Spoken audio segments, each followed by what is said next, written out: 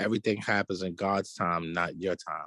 Mm-hmm. And I think, often we all find ourselves, and it's because of everything you just said, Greg, of staying in our own lane. Sometimes we swerving. Mm-hmm. We're not in our lane. We're looking at Word. other people. We're in other people's lanes. That makes us put this false pressure on ourselves to do something bigger and better or Mm-hmm. faster when we're trying to rush God's greatness. And Mm-hmm. sometimes you can't rush God's greatness. I'll be honest with you. I thought I would have been a multimillionaire my first year in this business. Mm-hmm. You know what I'm saying? Like, I thought by 44, I'll be a billionaire. Mm. Right? I probably wouldn't even be talking to you guys if all of that would have came true. But God had a plan for me to be talking to you guys today, right? So like this Amen. is I'm telling when I say things like everything happens in God's time, not your time, is because I was once a person who had these outlandish goals, like these big dreams. And when I didn't fulfill these big dreams every single year, it cast so much disappointment on myself. And that energy of disappointment will soak my brain up and fuck up my mind. It will suck my soul up. And then I'm miserable in my household, to my family, to my children. Like I'm miserable to my colleagues and my coworkers because I'm just so freaking disappointed in myself because I've been swerving looking at where this person was. And I'm thinking I'm less than because I'm not where they are. And Mm. what I had to realize is that I'm not less than. I'm more than I need to be right now. I just need to enjoy my progress because my progress is not going to be that person's progress. And it might take me longer to get where I'm going to go. But as long as I get where I got to go, that's all that matters. It's like the tortoise and the hare, Yeah. right? Like you think you just because you fast, you're going to win. Doesn't It doesn't work out that way. Sometimes moving slow and moving correctly is more important than moving fast and being impatient. For me, I always try to remind people, including myself, everything happens in God's time, MG, not yours. Like it's not Preach. meant for you to be on Drink Champs right now. It's not meant for you to be touring the world right now. It's not meant for you to be on TV right now. It's not meant for you to do certain things right now. It's meant for you to be doing exactly what you're doing right now because that is your calling. Right. That is your journey. And if you don't embrace that journey, love that journey, and be grateful for that journey, God's going to take that from you too. Man, listen, bro, And when you're he take that from preaching. you, you can't get back. You can't get it back. And if you can get it back, now you just set yourself back because now he has to trust you with his vision again. So Mm-hmm. I had to realize all of this in all my years, in all my trials and tribulations, and all my mess, right? And this is why this can be my clear message to you guys today is because of that mess and that journey, is that, yo, we just got to enjoy where we are right now and not compare ourselves to anyone else because comparison is the thief of joy. And Mm. I am so thankful Yes, that sir.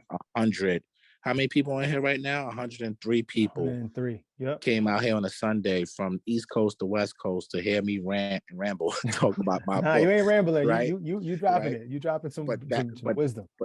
that is something that is humbling, right? Because 5 years ago, if you'd have told me this, I'm like, you out your damn mind. But I had to stay my course and I had to stay what God's plan was for me in order for me to now see these things happen and to be able to have the mindset to say, yo, damn, this is wonderful. I could be complaining like, nah, it's not 1,000 people in here. What the hell's going on? It sucks, right?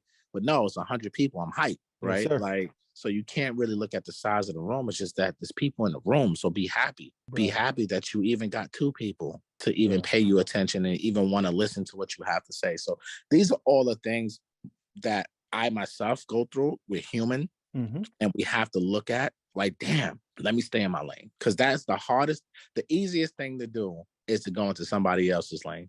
The hardest thing to do is to stay in your own. Most accidents happen when you jump into the wrong lane. Facts. That's a fact. Can I just add? So I see the brother him 500 in the building. It is a pleasure to see you.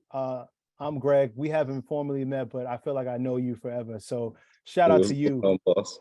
What's happening, brother? As you can see, man, book club gets lit. It gets so much life is into these sessions, and so that's why I love it because we open a book And then that book opens up wisdom, truth, and life. What MG, what you just gave us was just this true witness and testimony of where your mindset can go, where it can lead you, where God can lead you. I want to give us this. We're called to be stewards of whatever we've been given. And whatever we've been given, we're supposed to make the most of it. That is a practical, that is biblical, that is life. If you are given 10 cents, you are called to make that 20, right? You're not called to go sell it to someone or go find someone else's 10 cents. Do what you have, what's in front of you. And building around that is collaboration. Building around that is faith. Building around that is trust. But building around that is focus. When we're focused on what we're called to do and we're supposed to do, then we have the opportunity to impact and help others grow. And being a good steward of resource is channeling the things that you know about yourself and pouring it out into those things that you've been blessed with. And so I'm grateful on this Sunday for this conversation. Marcus, man, bless us with some words, man. Can you hear me? I can hear you loud and clear, brother. Nah, listen, I was listening. MG had me. I had to turn my mic. My camera. Listen, I'm excited. Shout out to everybody that's here. Nah, definitely, because one of the things I see is that we got a choice of where we want to be and the things that we choose to partake in, how we spend our time, and even indulge. Right, I see people maybe driving, no matter what's going on in the world. We taking the time out to better ourselves and to increase, our knowledge and as a community. And one thing I want to say is just shout out to everybody, like MG said, like, yo, it's 100 people in here on a Sunday, right?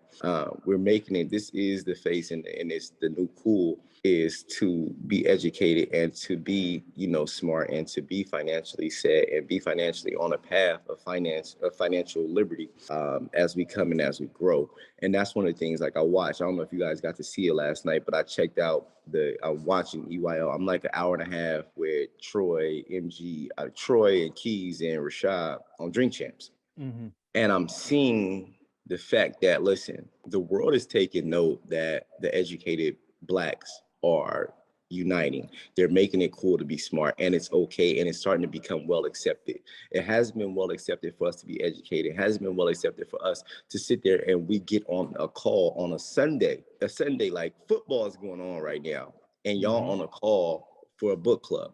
Right, we're on a call for a book club. This is the new norm. This is the new cool. So I just really want to get on here and just give you guys a salute as we continuously build. As you guys know, we put the merger together so we can bring our communities together and just be super impactful and start working and building together. So I just really want to get on here and tell you guys, like, listen, the sacrifices that you make, you don't see the impact, right? You don't see the impact until it's too late. Let's say it like that, right? You don't see the impact until it's too late. And you don't realize it. Like, I didn't realize what I was doing when I was making videos. I didn't realize what I was doing when I was studying credit repair, right? And now that I got this far, it still don't seem like I worked hard enough to be where I'm at. Like, it's the hard work was when you was working. And you get once the fruits and the trees start to bear fruit, you realize, you go, nah, it was worth it. And it seemed like, it seemed like it took forever, and then it feel like it happened overnight, if that makes sense. And you get to a point, and so right now you may be planting your seeds, you may be watering your trees, and you look up and you in 5 or 6 different real estate deals, and as the fruit starts to bear, you start to realize, like, wait a minute, this didn't take as long as I expected. It felt longer than it really was, but it only feels longer than it really is when you're in the trenches, when you ain't actually doing the work, when you put one step in front of the other, and then you turn around and look back and you came a lot further. So I just want to tell y'all, like, listen, it may feel like it's slow, but you just can't stop. You can't quit.